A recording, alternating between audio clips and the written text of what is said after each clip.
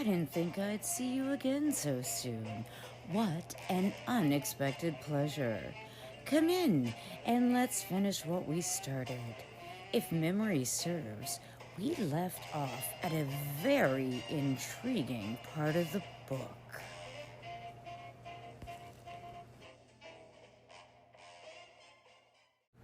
Humana.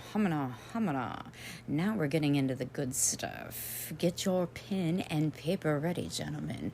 Chapter 8, The Line. It can hardly be expected in a book such as this, which may fall into alien hands, that we reveal any of the standard male approaches, some of which, though slightly hoary, are still paying off nightly. But without breach of confidence, we feel that the topic should be discussed generally.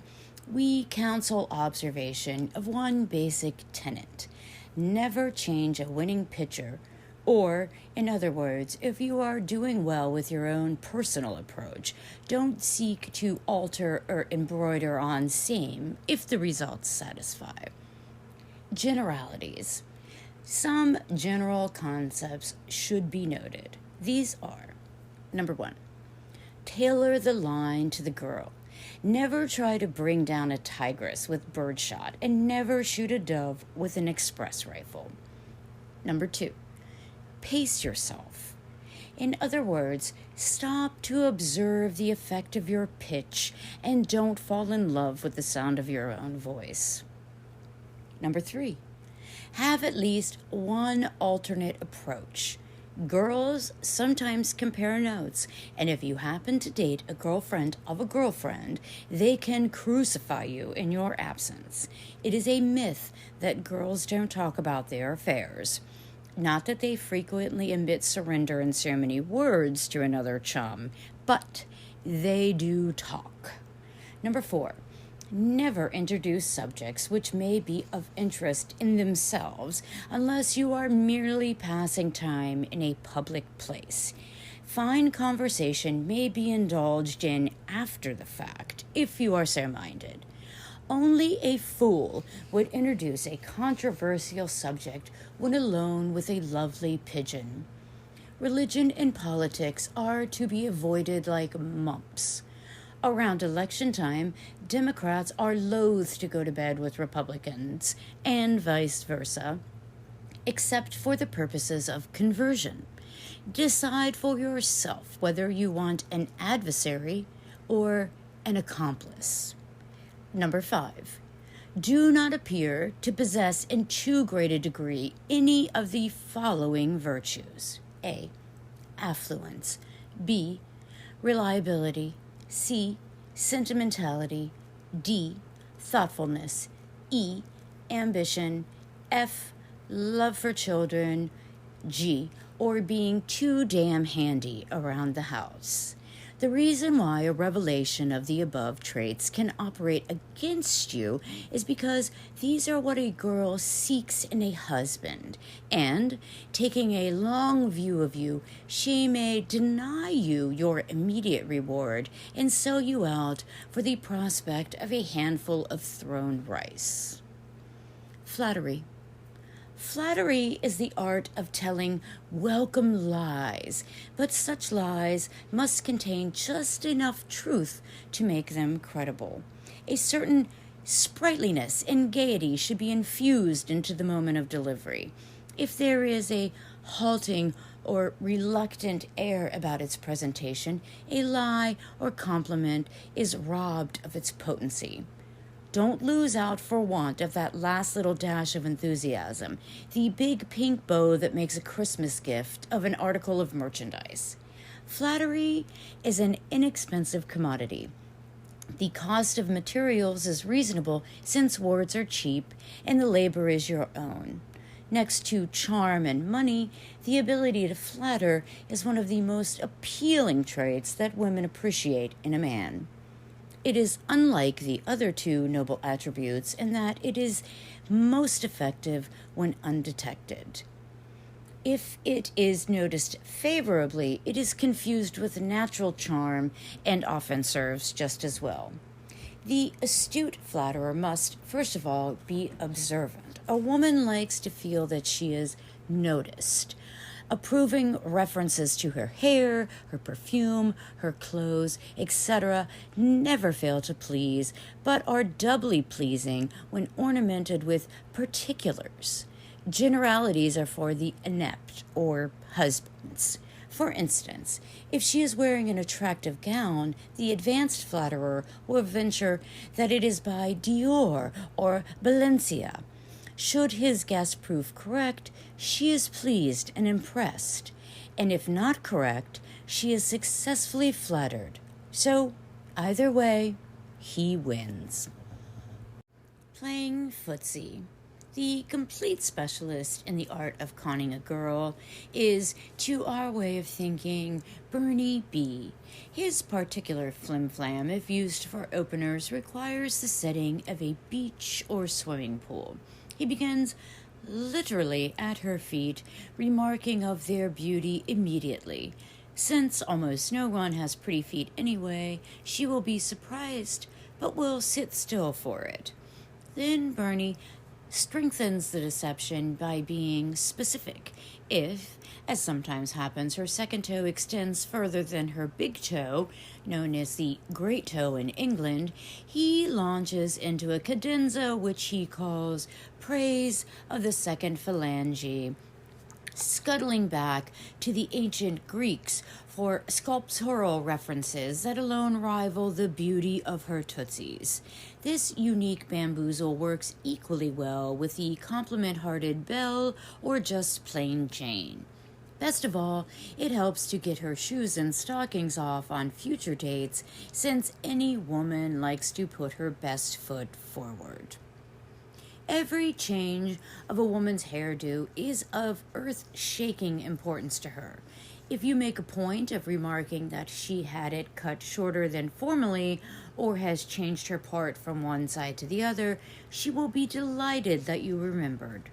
It is not always necessary that you approve of these little changes. In fact, sometimes disapproval, gently expressed with thoughtful, constructive criticism, can convey a greater concern on your part than casual praise. Besides, it takes longer, and she enjoys being the center of attention. Color filter. Upon meeting for the first time a girl whose hair is currently blonde, you can indulge in a two-edged compliment by saying that ordinarily you don't like blondes, but that somehow she is an exception. This approval of her present shade pleases her, but she also feels she has a security within herself that you would like her hair in its natural state, that you are not a victim of mere artifice, but would like her as she really is. It is possible, while all the previous prattle was going on, she may have been scrutinizing your own raven temples and wondering just how to tell you that, after all, gray hair is truly becoming and lends distinction to a man's appearance. If she patronizingly adds that you are only as old as you feel you are, then scratch her off your list. Anyway, she probably has a late date with some young whippersnapper still in his 40s. On the scent. The sharp bachelor must have a nose for, as well as an eye for details. He should learn to identify and remember various popular perfumes. When he compliments a woman on her choice of scent, she will no doubt wear it again. Then he should be sure to comment about it, recognizing that she has done it to please him, and so establish himself as an appreciative escort. C&N delayed reaction compliment. Most women enjoy being praised for what they are, but they enjoy even more being praised for what they are not. A woman's belief is as elastic as a pelican's bill, so don't hesitate at the preposterous. It will be well received. Extol some quality she does not possess. Sometimes this offbeat homage, totally undeserved at first, may become her just due because she will try to be just what you say she is. In this way, it is possible to bring about a desired change in an otherwise attractive girl. For instance, the creature in question, though charming in many respects, might be shy and conservative with a consequently high melting point. To alter this, you should try the CNN delayed reaction compliment by telling her that you feel, contrary to outward indications, she is truly a little devil, a real fireball at heart. Reiterate this thought frequently in different ways. We know a little blue stocking who, in a few short weeks, became a virtual harridan living for pleasure alone after repeated doses of the above formula. I just love you. In our college days at old Piltdown U, when we were more or less amateur consultants for other fraternity members, we discovered the value of the simple, direct approach as well as its attendant risks. At that time, the vogue in the treatment of co-eds was studied nonchalance. Although little was actually admitted in the bull sessions, CNN, reading between the lines, came to the conclusion that few among us were getting the bag limit. However, there appeared to be one notable exception, Kirby L., who returned late, night after night, seemingly limp with success. Pressing the matter closely, we cross-questioned him, and he finally told us that, contrary to current practice, he simply told all the girls he met that he just loved them. This naive system had the virtue of novelty at this particular time and apparently brought astonishing results. Deciding not to accept this method without further laboratory proof, we recommended its use to one Everett C., a brother who had been notable for a staggering series of failures in the dame department. He submitted to our advice, and 2 weeks later, he was married on his graduation day. We hear from him each Christmas, and on the card he sends has a picture of himself and his annually increasing family. We think we detect a mean look between the eyes that could be meant for us. So much for the perils and virtues of simplicity. The cavalier approach is frequently successful because women still enjoy being treated as ladies, although they secretly feel that a man is a damn fool for doing it. A woman is most desirous of being treated like a lady just after she has proven she is not. The old gag of treating charwomen like duchesses and duchesses like charwomen may have been fine for the boulevard, but not for the boudoir.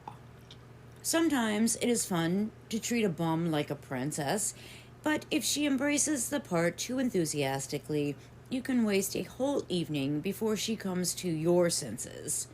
She may be impressed, grow sentimental, and try to remember how she used to say no.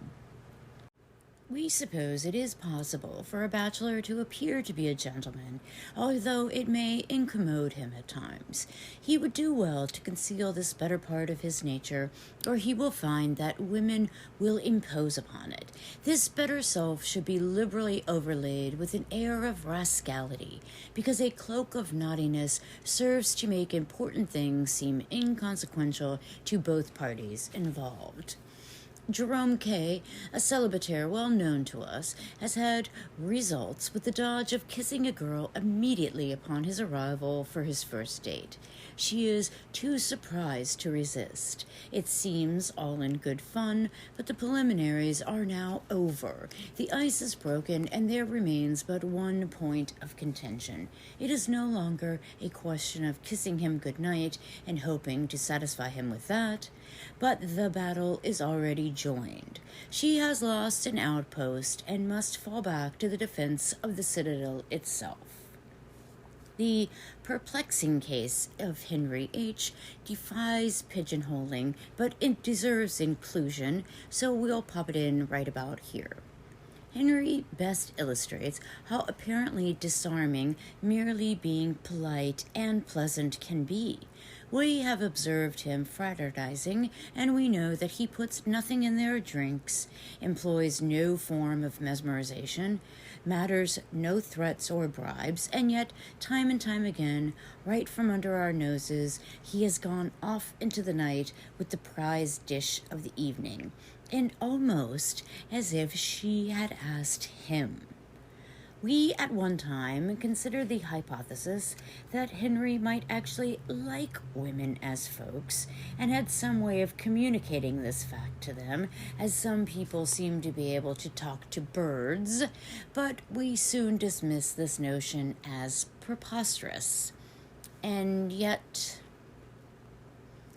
omne animale est triste. If any one thing separates the men from the boys among bachelors, it is their conduct immediately following success. There is no denying the letdown. The world's illusion has vanished, and it is Monday morning in your soul and bones. A cigarette or a sandwich has more appeal than Helen of Troy, but the wise man does not betray his real feelings. What may seem to be truth and reality is the greatest illusion of all. Just wait. Valiantly bridge those few moments with a display of affection. Things are never as bad as they seem. You will observe that, contrary to your own inclination, the young lady will be genuinely affectionate. In fact, never more so. At this particular moment, she needs reassurance because she now feels that she may have lost her charm or perhaps mislaid it. To allay such misgivings, the shrewd and gallant thing to do is to telephone her the next day so that she can thank you for the flowers that you dispatched to her earlier that morning. Flowers and candy, prosaic to be sure, like the daily newspaper, are noticed more in their absence.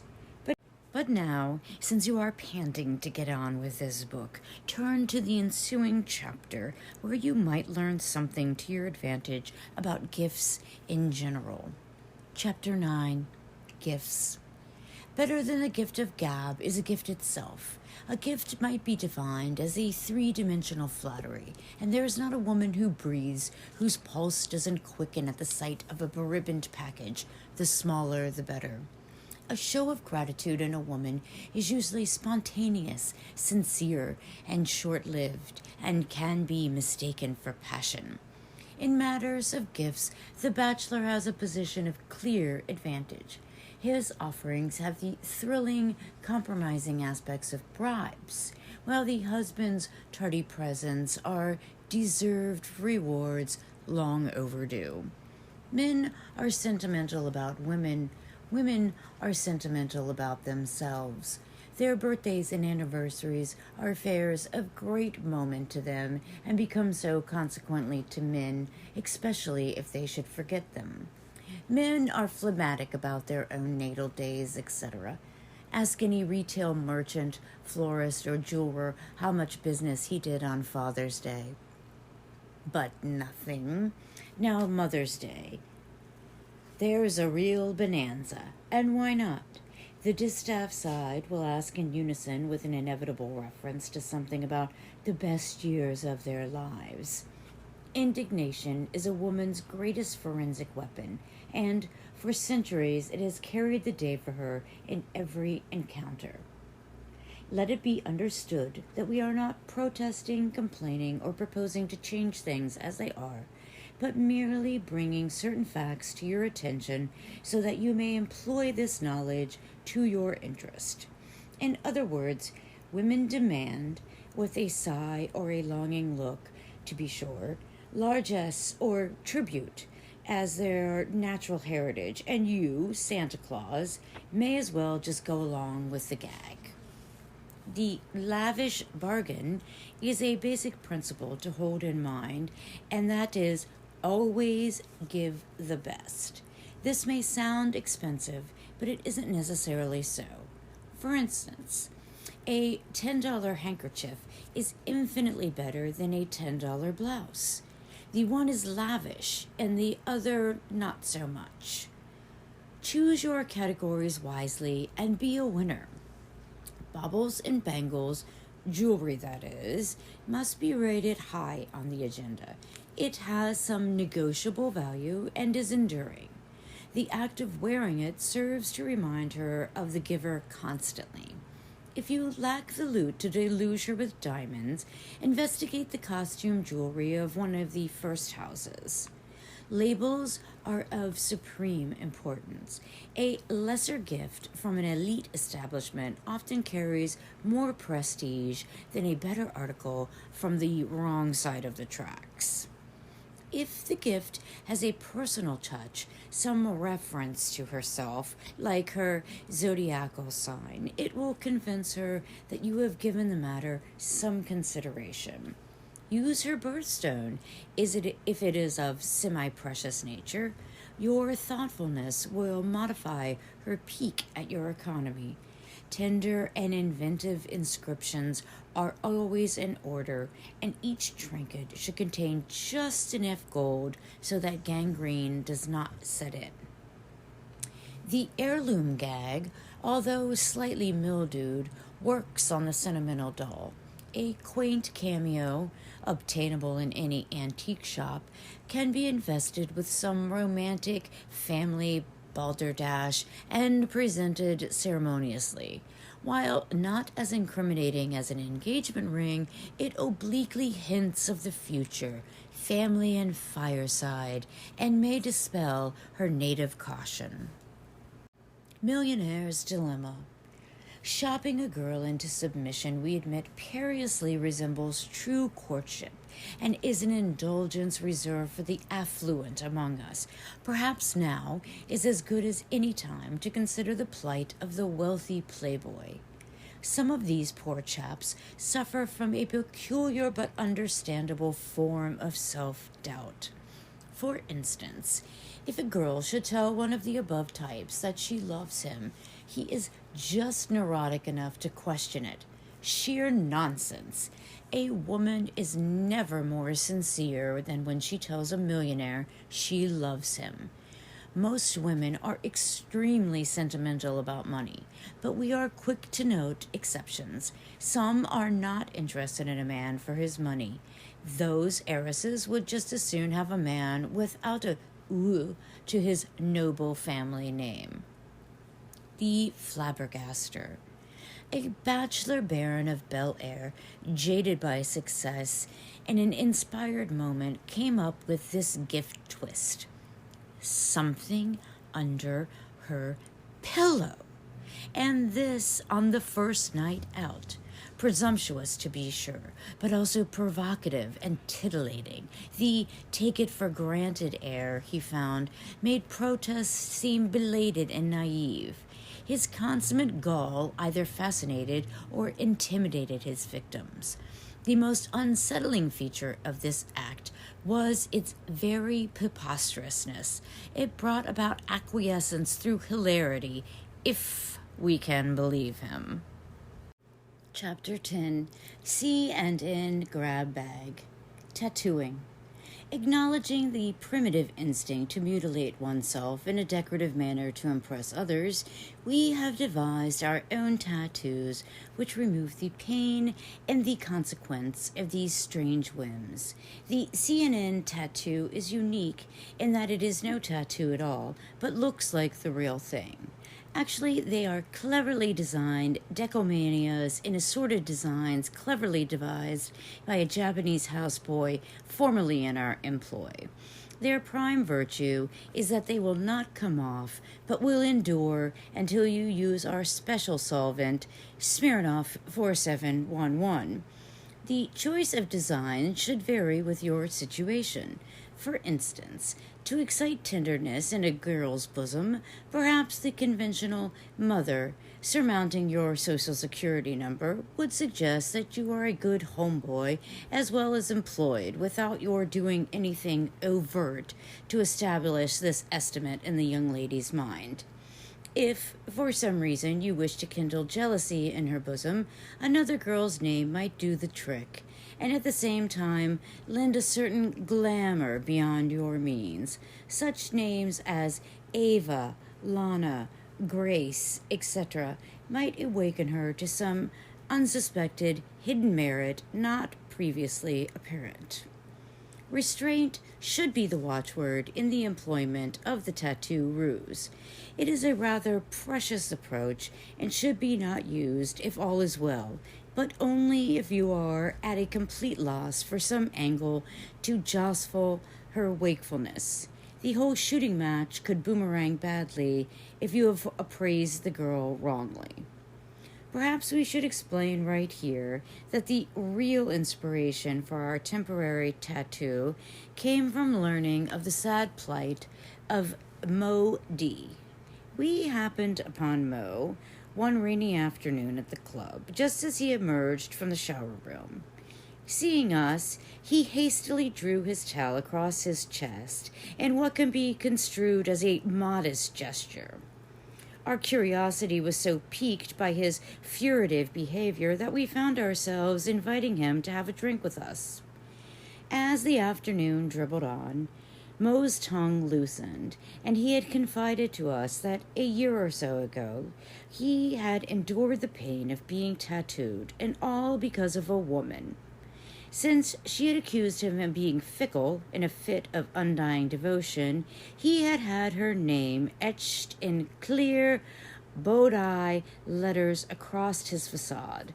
The irony of fate decreed that she would choose that very evening at Ciro's to inform him that she no longer cared to see him.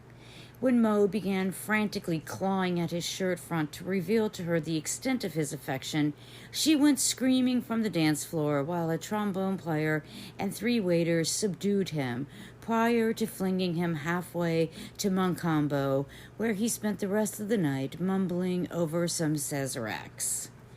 When we reminded Mo that the world is filled with women and that he might find another with the same name, he looked at us scornfully and silently removed the towel. We read, Jacille Warbijak Piffle. We confess that this narrowed the field somewhat, and he said that you're damn right well it did. When we ventured that perhaps a reconciliation was in order, Mo only shook his head. It seems that Miss Piffle had decided to change her name and did not wish to be reminded of her former one in any way. She is now pursuing a film career as one Scarlett Slovak and having quite a go at it, as you darn well know. Astrology. Astrologers seem to know more than astronomers. An astrologer only needs to know what day it is and own an old almanac to come up with the most amazing things, prophecies, warnings, and the like. By comparison, astronomers are an uninformed lot, always running to the nearest telescope to look at the same old stars. One of the most remarkable things that a good astrologer can do is write a blanket forecast for every man, woman, and child born during a certain period of 30 days of any year. Presuming on this latitude of practice in an otherwise exact science, we have prepared our own CNN horoscopes. We offer 2 kinds. First, an all-around buckshot type related to romantic activity in general, and second, a custom number designed for your particular girl with her birth date, day, month, year, and hour, all calibrated to a fine point. This latter celestial chart will show that not only are the stars and planets propitious for l'amour, but that her actions are preordained, and she would be offending the heavens and old Evangeline Adams herself if she were to continue to hold out another day. Crystal ball. If your cupcake is reasonably superstitious, the fortune teller twist may be helpful. The main idea is to get to him first. While not actually dishonest, you will perhaps find the Swami congenial for, shall we say, $5. Apart from enumerating your fine qualities, if he suggests that you are about to inherit a considerable sum of money, this will have a heartening effect on the lady. But for the clincher, if you wish to go so far, the seer could also predict an early demise for you. Most women fancy themselves in black, continental and all. Handwriting. For any of you dear readers who think that handwriting analysis is a phony bit, take heed and listen. It is truly frightening what one of these experts, even those found in bars and restaurants, can tell from a few written words. So unless your character is sans reproach, don't submit in the company of any girl you have hopes about, or at least don't use your own handwriting. A few hours diligently spent can give anybody reasonably adroit with a pencil a fair facsimile of the hand of some great genius, examples of which, living or dead, are easily found in the public library. Don't, however, choose loosely any name that just happens to be well known to you. The following story should be sufficient warning. Homer Q came to us for a bit of coaching before his first date with a stock girl at Warner Brothers, towards whom he had nothing but the warmest of feelings and the blackest of intentions. This girl didn't like playboys, but admired men who could do creative things. She was especially fond of music. Homer informed us that he, too, had an insatiable appetite for all things cultural. Taking our cue from this, we suggested that Homer take her to the Stunned Ox, where they had duo pianist and a handwriting expert to take care of any lulls in the conversation. We thought it a brilliant stroke when we hit upon the idea for the 2 days prior to the evening in question, Homer should bone up on the handwriting of some great musician. That Homer chose Richard Wagner for his chicanery was his own doing and not our responsibility. When he came complaining to us that Wagner in his private life was an unscrupulous, foul, two-timing scoundrel, we tried to console him by saying we thought it remarkable that he should happen upon someone so like himself, sharing all his personal traits and having talent besides. Homer seemed to take umbrage at this and departed shortly thereafter. Later, we sat down to a choice Chateaubriand for two, each holding a cold portion to his cheek while quietly regarding the other with his good eye and pondering the folly of philanthropy. Hypnotism. The recent wide interest aroused in the public mind by experiments in hypnotism makes it necessary for us to state our position in this regard. There is something clinical about the use of hypnotism that is repugnant to us. If a girl doesn't like you without taking an anesthetic, we say the hell with it. We abandoned the use of hypnotism as something sneaky and underhanded after barely 5 years of experimentation. We found, with few exceptions, that these women who would submit to it willingly were suggestible enough on a conscious level to make its use unnecessary, and the rest couldn't be hypnotized anyway. A case in point is the sad and ludicrous story of Heathcliff B. Heathcliff, who was the owner of a number of fine income apartments on Beverly Glen, which he had built after futilely trying to acquire ownership of the Girls' Studio Club in Hollywood. His tenants were carefully screened, all female, under 25, and most of the time only seasonably employed, which made rent day a thing for speculation. By some oversight, there was one independent young lady of means who would have been a beauty without her glasses. She easily resisted Heathcliff's blandishments, so that he at last resorted to hypnotism, contrary to our warnings. She was the intellectual type and submitted with alacrity while he twirled a Phi Beta key reproduction. While she was under the spell, he made the post-hypnotic suggestion that, upon wakening, she would think she was Diamond Lil. When roused, she blinked a couple of times and then, looking at her fingernails, said out of the side of her mouth, "Hello, handsome.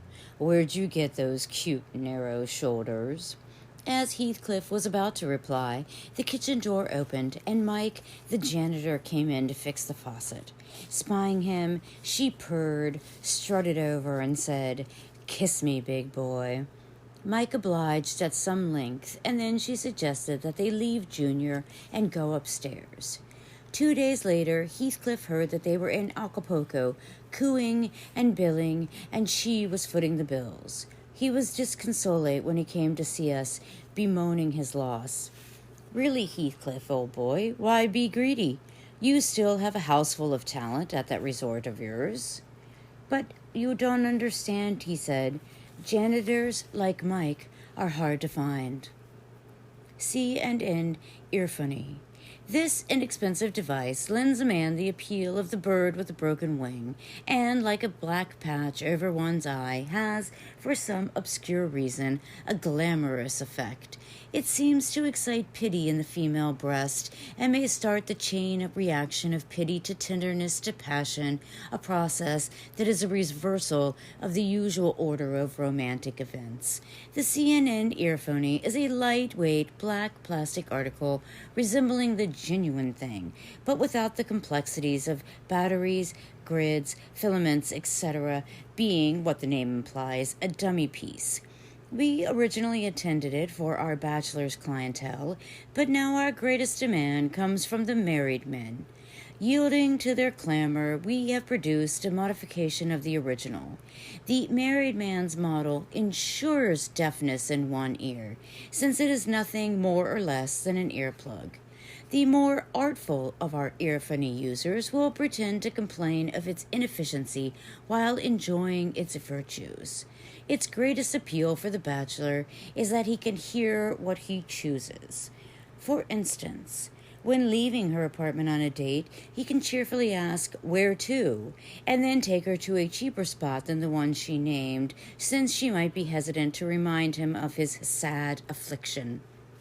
Even better, later that night, he can feign not to hear her urgently whispered "no, no," and smilingly prevail when she says to herself in resignation, "Oh, what the hell." Dream Man.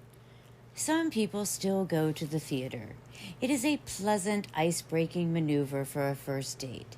Television may surpass the legitimate theater and films in the manner of convenience and economy, but not socially. The average girl has access to her own TV set and probably has conjunctivitis from staring at it night after night, waiting for the phone to ring. The term "to go out with a man" means what it says, hence the theater still has its place.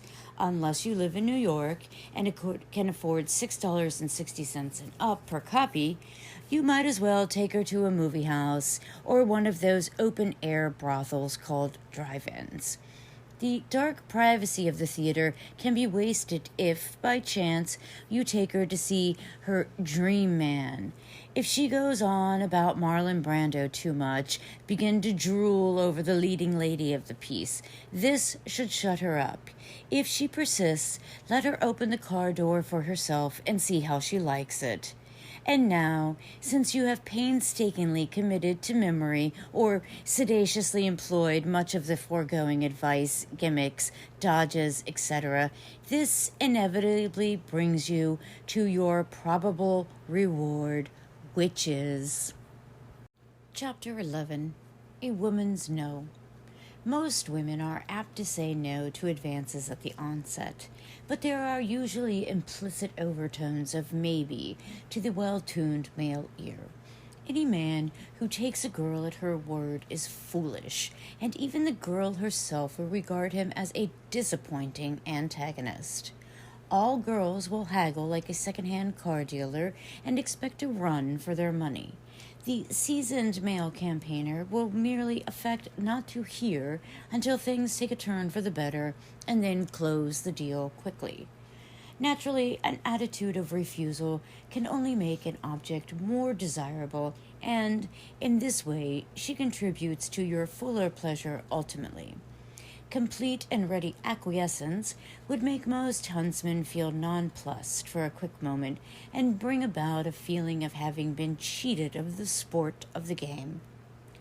Talk if you must, but remember, it is easier for a woman to consent actually than verbally. Consent through conversation alone is humiliating as well as bloody unlikely. The game-wise bachelor rarely tries for an explicit yes, but plays for the incriminating but thrilling, oh, but we shouldn't. Observe the we, you have been included, and the shouldn't, implying we are about to. Equally encouraging is a series of muffled no's. Generally, the word no is meaningless and is used merely to set up the tempo of progress, like the measured cadence of a coxswain.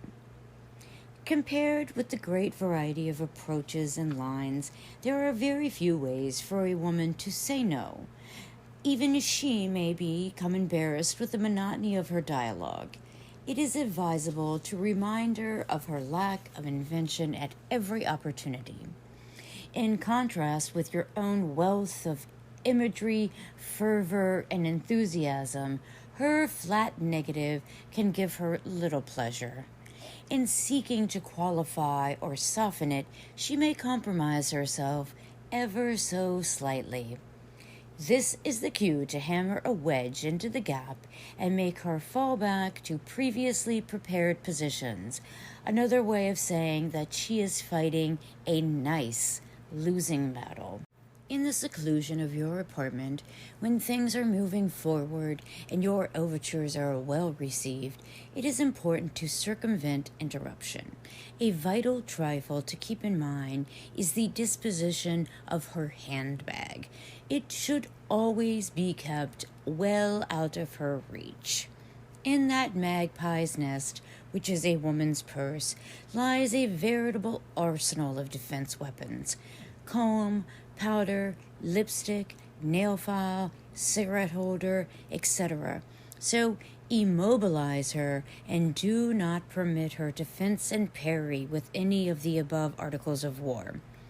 Psychologists say that an attitude or gesture can beget a frame of mind. A woman never seems so unassailable as when she is combing her hair or putting on lipstick. The tempo of things is broken by such feminine gestures. Therefore, don't let her terminate happy hostilities with such ease. Muss her up a little. Get her shoes off, because there is something erotic in a mild disarray of her person, which even she will sense. If a small repair job seems futile, she may relax and accept the situation. Precipitation normal. To a husband, tears are a means of ordinary communication, but in the presence of a bachelor, teardrops are infrequent and usually the indication of some temporary emotional upset. Girls can cry at the drop of a hat.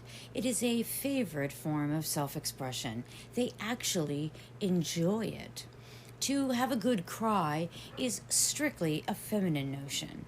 There is no doubt that crying, or worse, sobbing, can hold up or cancel the game on wet grounds. Joy and tears may be compatible. Pleasure and tears are not. Only a cad, and 50% of us are not, would refuse to accept the above truth philosophically. Here we say, you might as well be gallant, and, as sometimes happens, she may call the next day to apologize and hint at another chance. Mascara is a hindrance to weeping, for not only does it make a pretty girl look like a raccoon, but it has a tendency to smart and burn. Few women whose eyes are laden with the stuff will frivolously resort to tears. It is wise to encourage the use of mascara through the simple act of flattery. Girls cry, men talk. what the catcher really says to the pitcher when he walks out to the mound, or what actually goes on in a Notre Dame huddle have long been subjects for speculation, but no more so than man talk is to the inquisitive female. Most any girl would love to be a mouse in a men's locker room for an hour or so, whereas no self-respecting male would give a Christmas necktie to overhear the chatter that goes on in the powder room. This is probably because the girls have nothing to say of a personally revealing nature. The reason for this difference is that the confession is painful while bragging is fun. What is a conversation piece for the man is a source of nail-biting for the woman. There is, consequently, little Monday morning quarterbacking among the girls. The pleasures of open retrospection are taboo. In speaking of the same thing, the boys enjoy themselves and the girls squirm. Men talk is kind of a clearinghouse for the boys. Whereas it is not considered cricket to kiss and tell, nevertheless, silence itself is incriminating, and an admission of failure is humiliating. In large groups, it is regarded as bad taste to be blunt, hence, innuendo is the order of the day. But if an eyebrow is lifted out of context, a girl's reputation may become wobbly. First off, let us remind you that a good listener never interrupts. This applies pertinently and peculiarly to men talk. To get to the point, you are at your club enjoying a drink after putting in a hard day on the back nine. Some tiger muscle blowhard comes plopping in from the shower room, downs your drink by mistake, of course, and as he dries himself off, somehow gets on the subject of his gal's charm and talent in the boudoir, sparing no details. If you are able to forget that you know her as well as he does, and merely listen with a kind of non-committal interest, all is well. But by chance, should you get carried away by his enthusiasm and unwittingly say something like, "Boy, she sure is," then please call us when you are able to get about again, and we will point out just where you made your mistake. Chapter 12. Off the Hook. There are certain danger signs which the knowing bachelor perceives but quickly. Like a good boxer who watches the other guy's hands rather than his eyes, our man knows that it is not what the young lady says, but what she does that counts. Circumstantial evidence is far more weighty than the direct testimony of her lips. She may not only deceive you, but herself. In order to distinguish between mere fervor and sincerity, it is necessary to keep a wary eye on what may seem, at first glance, to be trifling details. We shall try to be more specific. If a girl tells you she loves you in the straightforward manner of an accomplished liar, this need not deeply concern you. But if she reveals her affection casually in little ways, then there may be a cause for alarm. For instance, if she unconsciously clutches your arm and stays close in the presence of other attractive men, she may genuinely be afflicted, so be careful. It can be contagious. Further signs, such as stroking your hair in public, fussing with your tie or handkerchief, wanting to shop for you, and barraging you with cute, unnecessary phone calls. All these are grave indications that things are not as they should be. The time to make your move is at hand.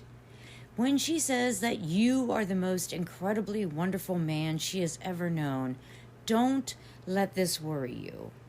She may just respect you, and this has little to do with female love. But if the statement is accompanied by a pair of socks, which she knit herself, then drop her while she pearls too. There comes a moment in an affair when one party or the other wants out, and it could happen to you.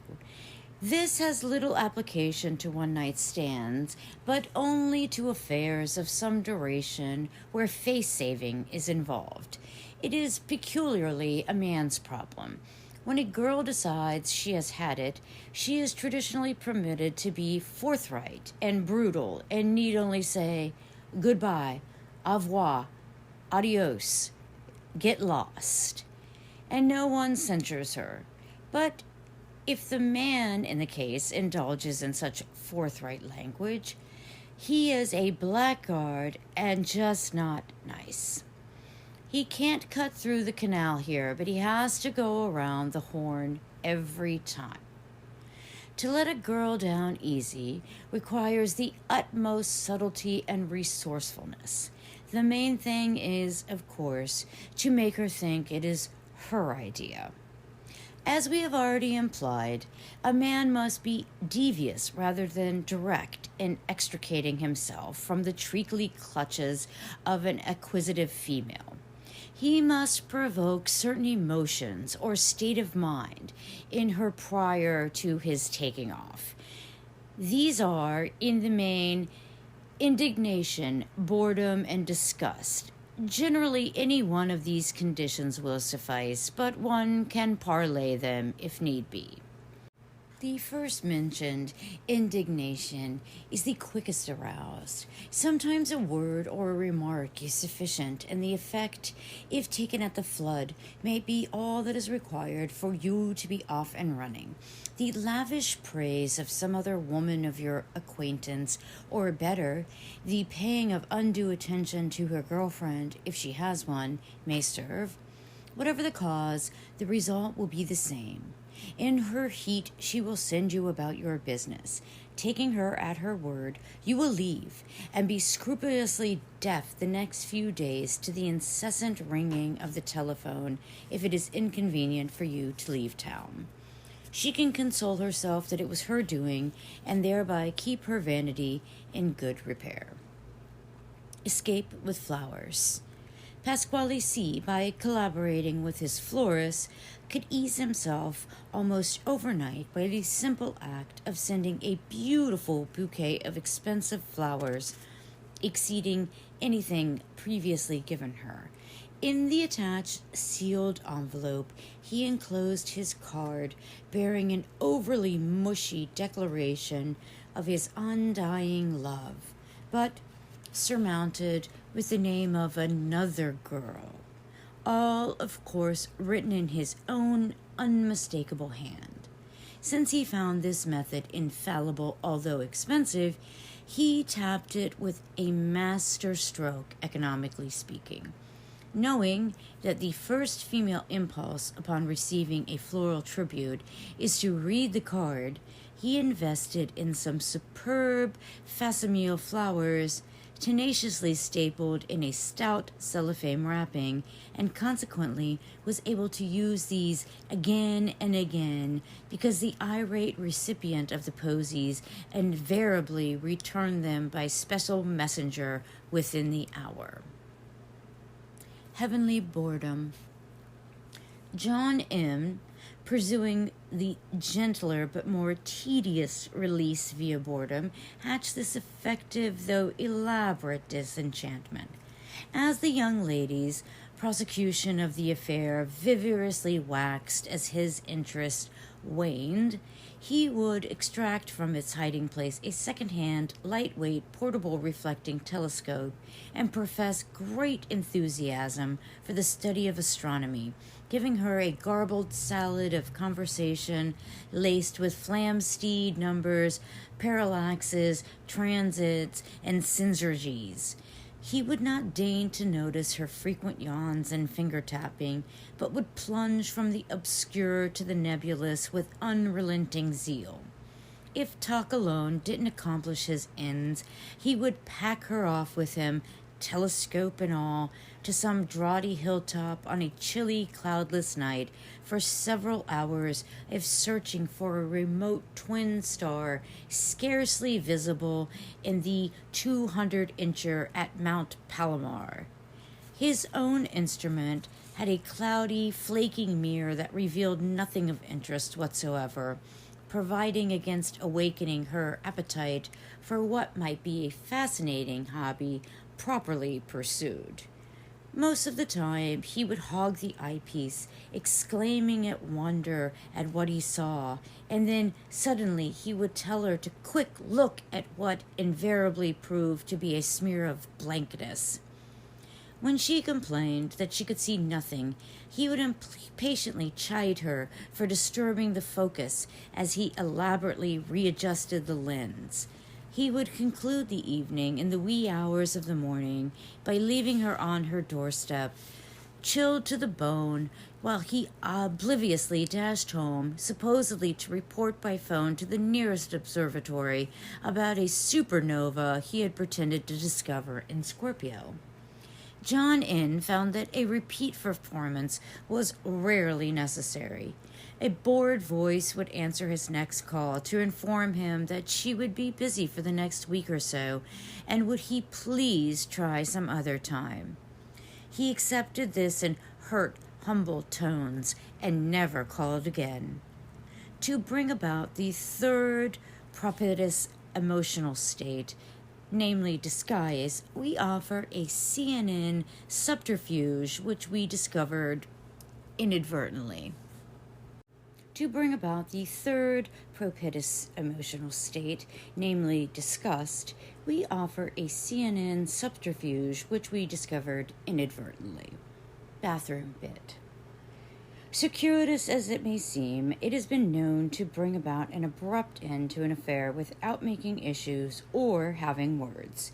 Leave your bathroom, as it usually is, without troubling to clean up the following: brush and comb with loose hair, assorted salves, ointments labeled for various afflictions, rings in bathtub, shower stall full of dirty laundry, old razor blades rusting in sink, used wet towels lying in water on floor, cigarette butts in soap dish, frayed toothbrush in cloudy water glass. If the normal untidiness of the above picture is not sufficiently distressing to her because she is not fastidious herself, then add a heaping portion of these fury-rousing effects: pair of nylons on shower rail, 2 partially filled martini glasses containing withered olives, half-smeared message in lipstick on mirror saying, "Good morning, darling." On your way out. This section we consider one of our best, and it is written with considerable authority. There is that moment of surefit in which even a cordon bleu plate special suddenly becomes garbage, and warmed over it is never quite the same. Somehow, you will know when this happens to you, so, in spite of lame attempts on her part to conceal it, scrape yourself off, and out you go. Chin up, stout fellow, and above all, don't blubber. You may choose to disregard the obvious signs of her new attitude, but not for long. She will make it painfully obvious sooner or later. Whereas your slightest remark used to gain her eager attention, now, if you set yourself on fire, she wouldn't notice anything burning. What would have been a bombshell only a week before will concern her no more than the rising price of jute in the South Sea Islands. Now that you've started sprouting left feet, the better to swallow, you will now discover the combined talents of Goodman Ace and S.J. Perelman couldn't get a sickly grin out of her if you are the one giving out with the stuff. When the dearest become dear, beware, and when your Christian name starts popping up too frequently, it is but a step to Mr. C or Mr. N, or what are your initials anyway. The fact that she is doing none of these things deliberately but cannot help herself will make it no more palatable. When you see the handwriting on the wall and you feel the romance getting a bit drafty from her side, make the first move yourself. 1. It will be good for your morale. 2. She might just come around, but we doubt it. At best, you might gain a reprise. The main thing is not to stand upon your leaving, for though she feels a certain tenderness on her part may be in order, and that she must be gentle with you, remember that fundamentally she now regards you as a low form of life which she would rather like to kill with a stick. The idea that two people should actually be in love with each other at one and the same time is demanding too much of coincidence. At this moment, you may feel that some exhibition of indifference is required for effect. Indifference of the kind we have in mind must be assumed or put on. True indifference requires no thought, but to affect it is another matter. If you observe your girlfriend closely, do not think that hers is a flawless technique, for you are observing the genuine article. In order to show your indifference properly as you drive by her house, keep your gaze straight ahead. This is a good idea anyway, because at this moment you have undoubtedly become distraught and accident prone. We feel that passing her house twice a day is sufficient. We do not regard it as too feasible if she lives on a dead-end street. You must stifle the urge to phone her. Do not seize upon trifling excuses to call. Even legitimate reasons can be misconstrued. For instance, after recent conquered attempts with a darling little blonde, a friend of ours had suddenly decided to collect matchbook covers, and remembering perfectly well leaving some matches advertising Pepsi Cola, which might soon become collector's items, he rang up. Needless to say, this egocentric young lady assumed that it was merely a ruse to talk to her. Hence, we advise, even in such urgent cases as this, perhaps it is better not to call at all. It is really useless to show her because, remember, she is not looking. Just because what you had thought was the dalliance of eagles turned out to be a snipe hunt, don't become too engrossed with suffering, or you will overlook a strange advantage that may now present itself. At this moment, you have a fascination for girls who don't really interest you. Your torch is a challenge to them, and they will try to douse it for you. They resent the fact that you think any other girl is that desirable. This resentment works for you, but don't go on about her too much, or they will start to swallow the yawn, and you will miss out on the ultimate commiseration they are about to offer. Nothing will soften your groans more surely than the passage of time. The length of the cure varies with the temperament of the afflicted. A graduate bachelor can usually recover from one of these seizures by closing his eyes and lying down for 20 minutes. Build up the hours spent out of contact with the cause of your grief and let her wait. You'll be amazed at her patience. It's rather like killing a turtle with a broom. We know, but you'll get over it finally. Chapter 13. Nice Girl. Unrequited love is the natural consequence of associating with nice girls. Of all the women a man may encounter, we believe the nice girl to be the most dangerous. She is really the villain of this piece, hence we shall devote an entire chapter to this creature. No man is secure from her. To be her victim means either pain or matrimony. Forgive our redundance. And with the latter unpleasantness, your career as a bachelor comes to an inglorious end.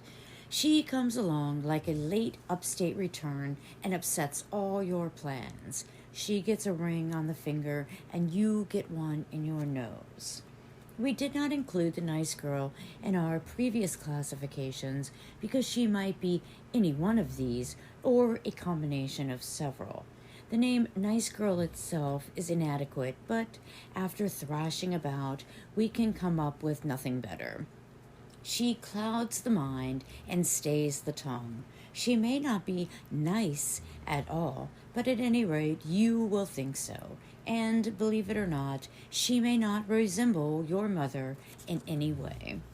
For centuries, in fact and fiction, she has roamed roughshod over man's affections, ignoring or setting aside the law of diminishing returns which ordinarily forestalls rashness in men's behavior.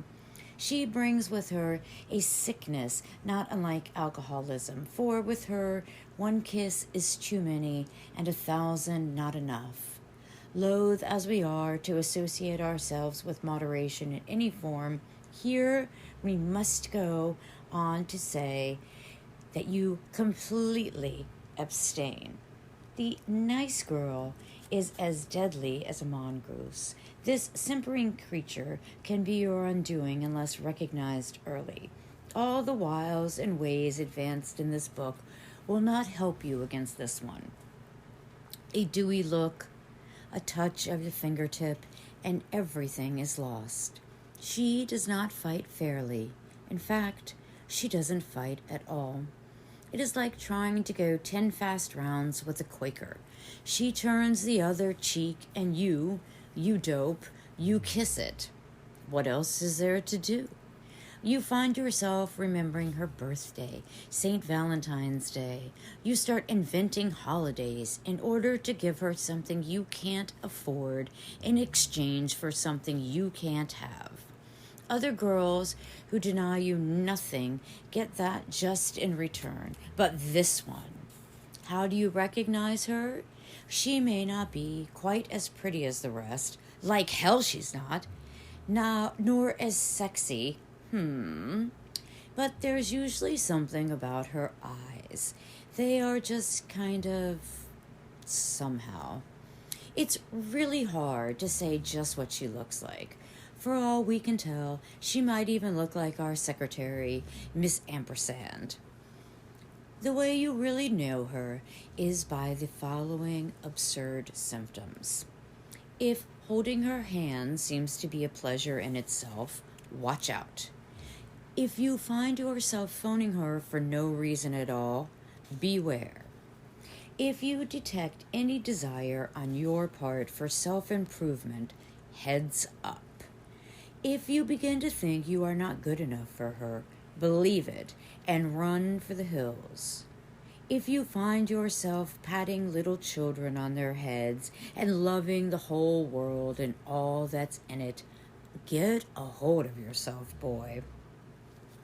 Celestial podiums. One of the surest signs that you have met your nice girl will be your inclination to place her on a pedestal. You will do this, strangely enough, not to impress her, but yourself. Once you get her up there on that pinnacle, you will stand in rapt wonder before your own handiwork. Pedestals, as we know, are used to raise objects which lack elevation in themselves.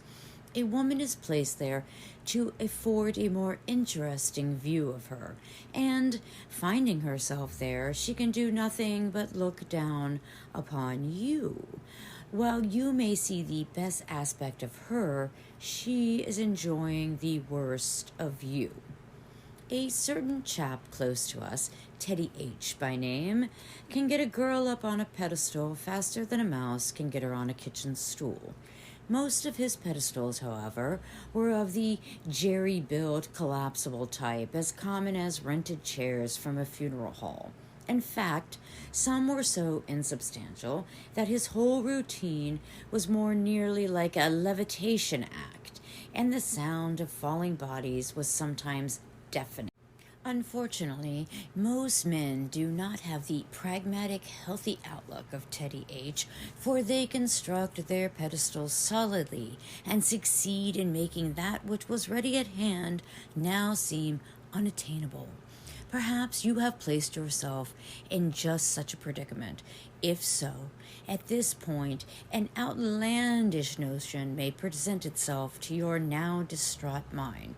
Yours is the desperation of a castaway who is ready to drink seawater. The monstrous thought occurs to you that you might win her over if you were to ask her to marry you. But you may be in for a rude shock. Imagine your dismay if she refuses. You would be amazed at the number of girls who actually do not wish to marry you. On the other hand, imagine your dismay if she accepts. Gosh, I don't know about you big fellas, but my head is just spinning from all that information in the little black book. I may need some help to lie down. Oh, and the fact that some of those big words, those big, burly, manly words, really seem to trip me up today. More than walking in 4-inch heels. Say, before I go, I just wanted to give you a big old thank you for taking the time to listen to little old me. And I can't wait to do this again real soon. Call me. Boop boop be doo.